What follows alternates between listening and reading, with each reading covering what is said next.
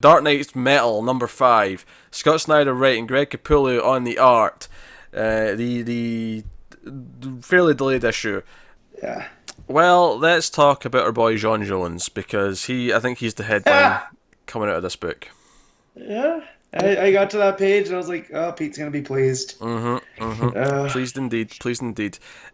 Martian Manhunter is back. He's apparently been on Thanagar Prime, investigating things. He refers to Hal as his old friend, and of course we had in Justice League a couple of weeks ago in a flashback where he seemed to be on the League at some point. So they're definitely doing some retconny things here, where we're getting proper Martian Manhunter back. I love the, like, John, where have you been? Oh, I've been here the whole time. Yeah, I just didn't know. It's kind of so underwhelming, but I'm like, I don't give a shit. He's back. No. Yeah, they're fixing it. It's great. It's fine. So we have John back. He's with Hal and Plastic Man. We find out Plastic Man's an egg because basically he was like all the dark energy of all this metal crap in Barbatos was starting to like infect him, and he realized that he was going to go nuts or implode or something. So he became an egg to. Well, it speaks to the tweener nature of his character, right? He's a superhero, but he also started as a thief. Yeah. So if anyone's going to be more persuadable by dark energy, it'll be Plastic Man. Yeah, so he's basically preserving himself by being an egg. Yeah, and we find out he's also a great superconductor for all this energy. Oh, I yeah. thought that was smart. You know, like, I like how they tied him into there. And, but yeah, he's key for that Phoenix gun to work properly. Yeah. Which is why... Phoenix Cannon. That size, we're calling that a cannon, right? I was thinking it looks like a rail gun, which is a cannon, so that's why, you know. Yeah, I was a little bit down on the last issue. I like this one a lot more. I think this one had the plot moving. There was big moments that made me feel things. Basically, almost every scene with Wonder Woman was pretty great. I think this might be one of the best issues of the series. I can't really It dispute gets that. so dark in places, but then it picks itself right back up. Also, we have Superman and Batman as a pair doing the ending of Terminator 2. Yeah. In the lava. I mean, I was almost expecting the thumb as they were at the end of the book when they're giving the... It was... Damn, I could hear it in my head. I was just... In this book, they could have got away with that. They probably could have, yeah. But in my head, as they were going down, all I could hear in my head was do do do do do do. And if you want to reference a movie, but you know what? Reference Terminator. I mean, the robots are metal. So obviously everyone's in different places. It's kind of where they were. Thanagar Prime, they got the cannon. They're going to fire it to reignite the core so that the metal is bright again. But the Dark Batmen have already manipulated it, so it's the reverse. It's going to darken the core. It's so Doctor Who. Reverse the polarity. You've got Batman and Superman at the core with big evil, Hawkman beast. And you shall not pass. And Batman's basically, we have to find the light, and there's like one spark in the lava, so they end up going into that to try and find the light at the core of the Earth. Wonder Woman's at the Rock of Eternity. Evil, Hawk Girl's been taken over, and Black Adam's there. He punches her out, and she ends up landing in a cave next to Hawkman's mace, which she grabs and then uses. So cool. Yeah, I'm not gonna lie. I do kind of love her going, "Hey," the phrase you're looking for is "oh shh," and then you turn the page, it's like Shazam, because you're thinking "oh shit," but it's like Shazam, and I'm like, "Yeah, okay, very good." That played so well.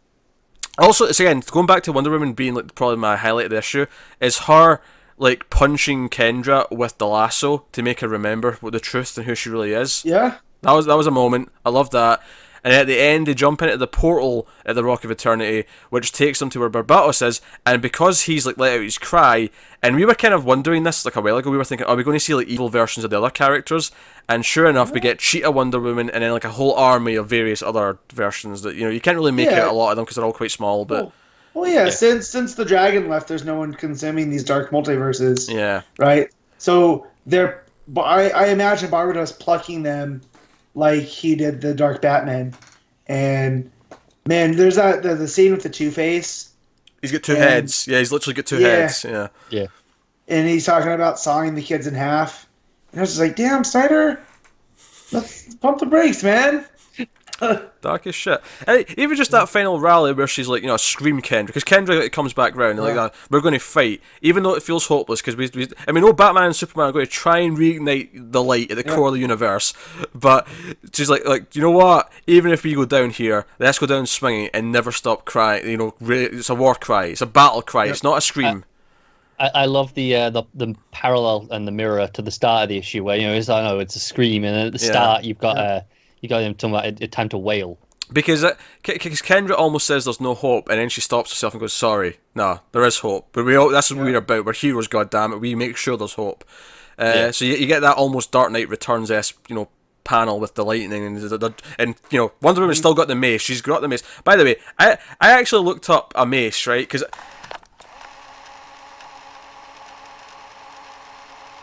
I really needed to know that. Thanks. Yeah. So you did. We didn't even talk about the stuff that happens with Atlantis with Aquaman and Deathstroke. Yeah. They're protected from the core of the Earth because there's like a shield. There's like old Atlantean tech that's like protecting them. And obviously, by the end of this issue, like half of the evil Batman show up at them to stop them. Meanwhile, like half of them show up on Planegar Prime to like fire the cannon and stop. Martian Manhunter and Plastic Man and Hal. Which, by the way, Hal wants to kick Starro's ass, and then someone points out, I think it's terrific, I don't think he has an ass. He's like, I'll find one. And then later on, when they're fighting them, he's like, yeah, I told you I'd find one. And then there's an editor's note saying, he has 5, don't ask.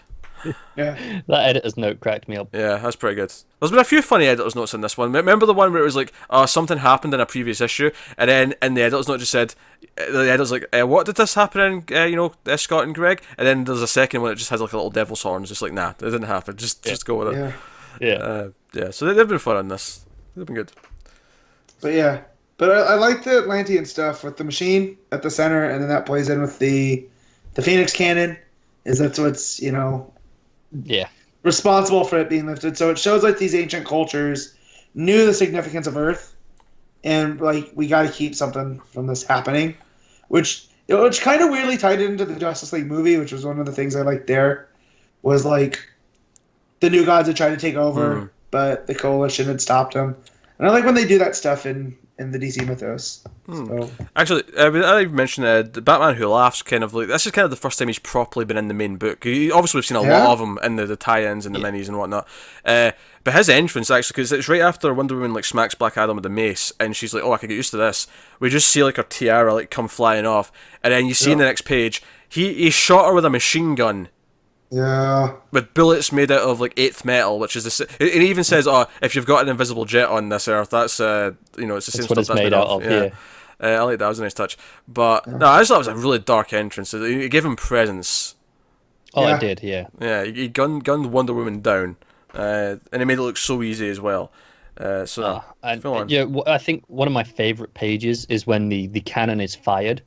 So you have the beam going down the middle into Earth, and then you've got all the sky, the space, and then just the red text on the right, and then the cannon on the left. That is a fantastic page. I like most of Wonder Woman's pages are really good. Black Manta's entrance for Aquaman's section, because he's working with he's like Black Adam. He's working with he's made a pact with Barbatos because hey, I'll destroy the world and blah, I get what I want. I find it funny that both of them have black in their name. Well, I'm sure there's more. It's not just those two. They just happen to be the two that are Well, I featured in the know, issue. but those are the two that get prominence, and they're too big. They're easily recognizable. But it also makes me wonder, where is Batson in all of this? Like, we get, that's so now that we got Manhunter back. Now where's Billy? And we know that the Rock's active. We know something's up with the Wizard. Honestly, it wouldn't surprise me if he shows up in issue 6 with Adam kicking around. That'd be cool. I'd be alright with that. Like we threw Manhunter in here, so why not? I could see there been Black Adam's about to do something bad, and you just you get that sort of hint at the end of the page that someone else is there. Maybe like a hand comes in punching him, and then turn the page, and there's the full page spread of Captain Marvel. This issue actually left me excited for 6 because the last issue. Yeah. Well, I mean, me and Matt liked it more than you did, Pete, but it was definitely a weaker issue of the series. But this was, back on full form, gearing up towards the end. Yeah. It felt good. Yeah, last issue was the here's a bunch of exposition, a lot of which doesn't make a whole lot of sense because it's just all mumbo jumbo, and then this issue was back to no, here's just good action, which the series has been very good with. I mean, let's just remind everyone, it started with a Megazord of Justice League bots, so also I really want Capullo on Wonder Woman now. I can see it. I mean, at the very least, have him do some Justice League stuff. Maybe. I mean, obviously we're waiting to see who the next big run of Wonder Woman's going to be. Who knows? Maybe it could be Capullo and some writer. You know? Yeah, I know there's definitely some big Wonder Woman moments in the next issue because Snyder tweeted out one. Yeah. It might have been Snyder or Capullo. One of them tweeted out just a few panels of art with her, and it's like, it looks so good. I think her scene steal the show in this one, so that's cool. Yeah. And it's good because out of the Trinity, she's the one that's holding it down for Superman and Batman to do what they need to. Yeah, and with the Batman Who Laughs kind of go, no, you're always the one that fights till the end. That was like a really good moment for her, even though she's been beaten. Yeah, she's the warrior. Yeah, she's the one who. Yeah, it's good. It's working well with the characters. At least the core few who are getting the most out of it, which makes sense as a Trinity, given it's a big DC event. But it does. That works. But that's that though. I mean, Hawkgirl and Hawkman are getting some prime kind of time out of this, which is nice because they've not had a lot for a while. Yeah. Yeah.